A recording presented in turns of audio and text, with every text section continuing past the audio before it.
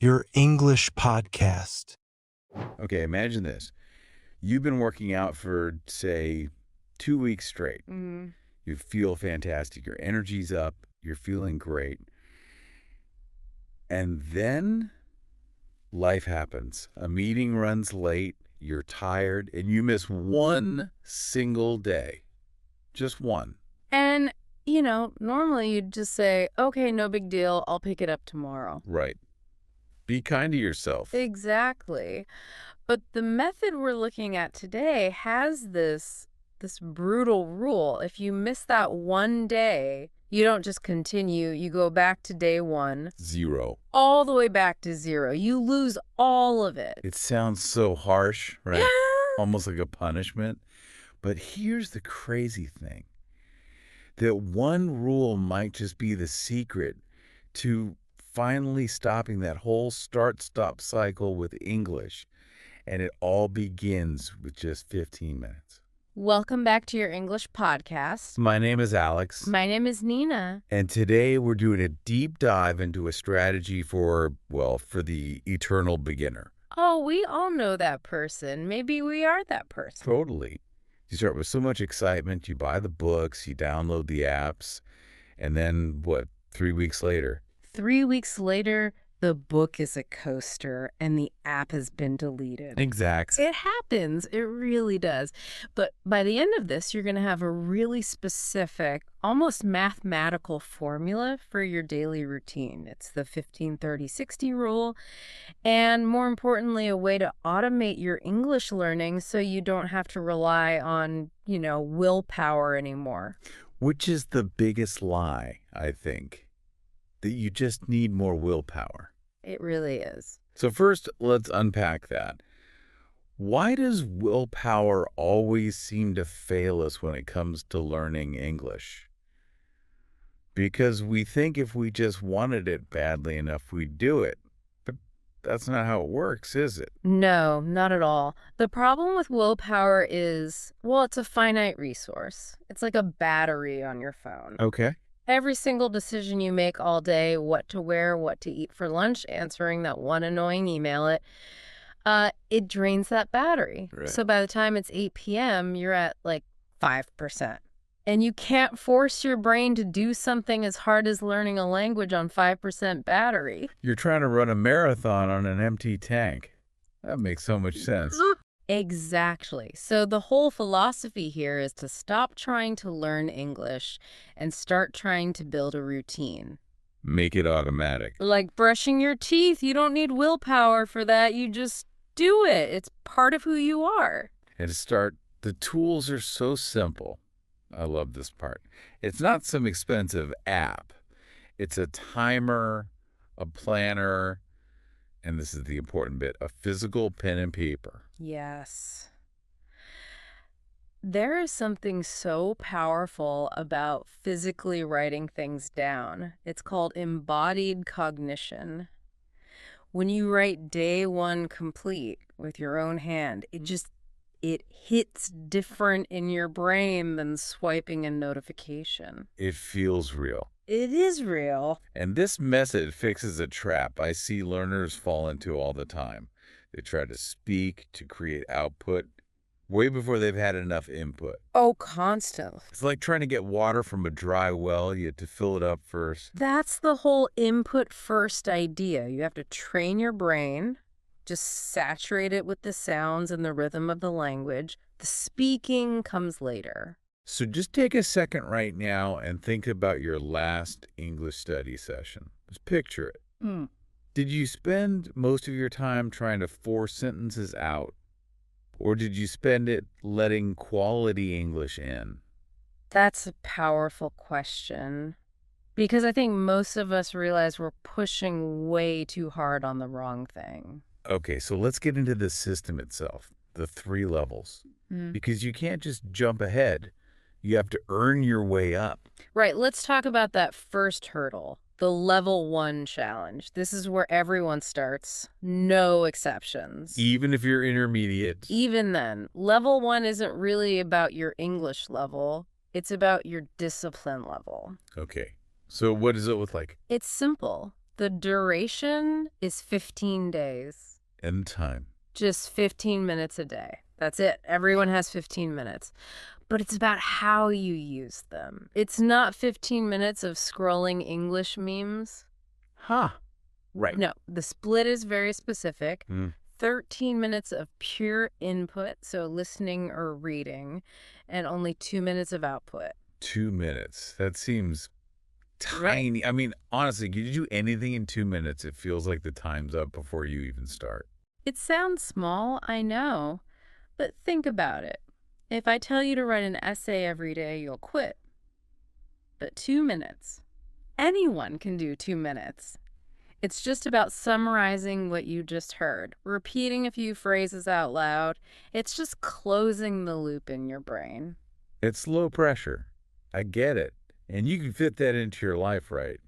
Listen to a podcast on the bus for 13 minutes, then spend 2 minutes mumbling the summary to yourself before you get off. That's exactly it. It's about integrating, not scheduling this huge, intimidating block of time. But then there's the catch, the chain rule. This is the part that makes it all work. You have to do it for 15 days straight. And if you're on, say, day 8 and you just forget, life gets in the way. You don't just go to day 9 the next day. Nope. You go all the way back to day 1. That feels devastating. I mean, isn't that just going to make people want to quit entirely? It seems like you're being punished for being a human. I get it. It sounds so harsh. But here's the psychological shift you have to make. The goal of level 1 isn't actually to learn English. Wait, what? The goal is to prove to yourself that you can keep a promise to yourself. It's about the discipline. If there are no consequences for breaking the chain, then the chain has no value. By making the stakes high, that little 15-minute task suddenly becomes a priority. You protect that time because you don't want to lose your 8-day investment. That makes sense. It's using loss aversion. We hate losing things more than we like gaining them. Exactly. So here's a little challenge for you listening. Right after this, take out your phone or your planner and look at tomorrow. Find the specific 15-minute window. Don't just say sometime. Find it. Is it with your morning coffee, on your commute? Lock it in. Because if you can survive those 15 days, you get to graduate. You unlock level 2. And this is where the real learning starts to pick up speed. Okay, so level 2, we've deepened the habit. The duration doubles. We're now aiming for 30 straight days. And the time commitment goes up to 30 minutes a day. Right. And the split changes a bit. It becomes 25 minutes of input and 5 minutes of output. Okay, 25 minutes feels much more substantial. You can get through a whole chapter of an audiobook or a longer podcast episode in that time. Exactly. You're moving from just hearing short clips to actually following a complex idea or a story.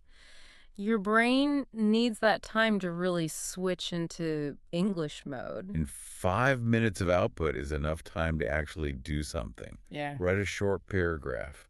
Record a voice note on your phone. That voice note idea is so powerful. It's safe. It's just you, no judgment. And at this point, the tracking becomes even more important, right? Seeing that streak. Oh, absolutely. That visual of a calendar with 20 check marks in a row. It's pure motivation. It's a little dopamine hit that makes you want to keep the streak alive. But 30 days is a long time. That's where the novelty wears off and it just becomes a grind. How do you push through that? You have to plan your content. You can't wake up every day and spend 10 of your 30 minutes just looking for something to listen to. Ah, that's a great point. That's procrastination disguised as studying. Totally. You need to have a playlist or a list of articles ready to go. But if you can get through that 30-day slog, you're ready for the final boss. Level 3. The intensity phase. This is where it gets real. This is where fluency starts to feel like an actual possibility, not just a dream. but it's not for the faint of heart. It's a big jump. Yeah. Another 30 days, but now it's a full 60 minutes, 1 hour, every day. Which sounds impossible to a lot of people, but you have to remember you've spent 45 days building up to this. You've built the discipline muscle. And the split for level 3. It's 45 minutes of input and 15 minutes of output. And let's be honest, focusing on a foreign language for 45 minutes straight it's exhausting. It's a real mental workout. It is. I see students try to jump straight to this and they just burn out in 3 days. So what's the trick to surviving the hour? You have to switch it up. Don't try to do one single activity for 45 minutes. Maybe listen to a podcast for 20 minutes on your way to work. Later, read an article for 15 minutes. Then watch a video for 10. Oh, so it's cumulative. It doesn't have to be one solid block of time. One block is great for deep focus if you can manage it, but for most people, breaking it up is the key to survival. As long as it adds up to 60 minutes of focus time, it counts. And that 15 minutes of output is significant. You can't just repeat a few words. No, this is where you're really producing. You're writing a short essay, you're recording a full monologue, or even better, you're having an actual conversation about what you just learned. This is where you have to struggle a bit to find the words. And that struggle is where the real learning happens. If it feels easy, you're not growing. But if you can get through this, your confidence just skyrockets. You know, I feel like if you know someone who's just stuck on that intermediate plateau, you should share this with them. This level 3 structure might be exactly the push they need to break through. I agree, but I want to go back to the emotional side for a second. Because you might fail. You might be on day 29 of level 2, and you miss a day. And you have to go all the way back to day 1. Let's talk about why that restart philosophy is actually liberating. It removes the guilt. Oh, I'd feel so guilty if I had restart. Well, think about how people normally quit. They miss one day, feel guilty, miss a second day, feel ashamed.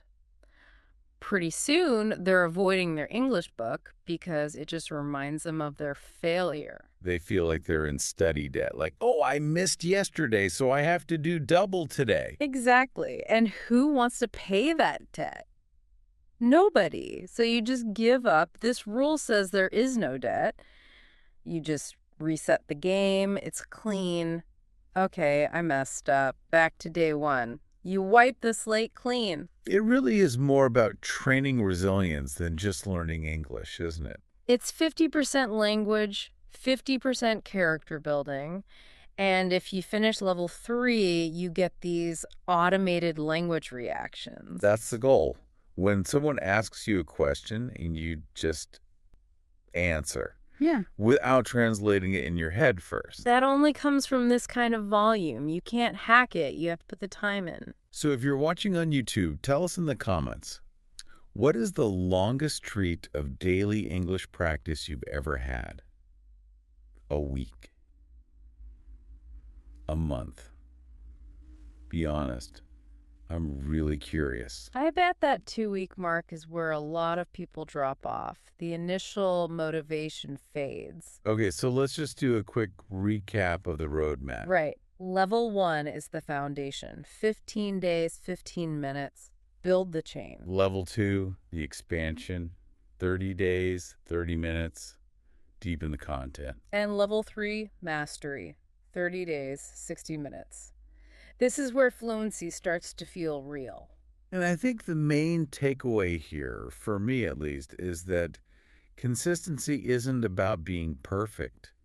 It's about respecting the routine enough to start over when you break it. Precisely. It's the difference between saying I failed and I'm restarting. One is an end, The other is a new beginning. If this framework helps you, subscribe so you don't miss our next deep dive. I'm going to be talking about vocabulary strategies that fit right into this system. And remember, the hardest day is always day one. Thank you so much for listening to your English podcast today. See you next time.